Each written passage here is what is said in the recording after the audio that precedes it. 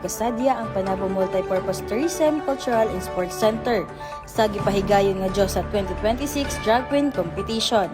Usa sa mga kalihukan nga naghatag og kalingawan ug pagpasundayag sa talento sa LGBTQIA+ community sa syudad. 7 ka mga drag queen contestants ang niapil sa competition ug nagpakita sa ilang talento pinaagi sa sayaw, lip-sync performance ug stage presentation nga nakahatag og kalingawan sa mga mananaw nga mitambong sa maong kalihukan. Human sa mga pasundayag, gipili ang top 3 finalists para sa Royal Rumble ug kini sila mao si Delicious D, Glamual o Grudge Bomb X nga nagpakita silang makabilib na talento, confidence o stage presence sa entablado. Sa katapusan nga bahin, gideklara nga kampiyon sa Diyosa 2026 si Glamual tungod sa iyang makabilib nga performance nga nakapahimuot sa mga hurado o sa mga nananaw.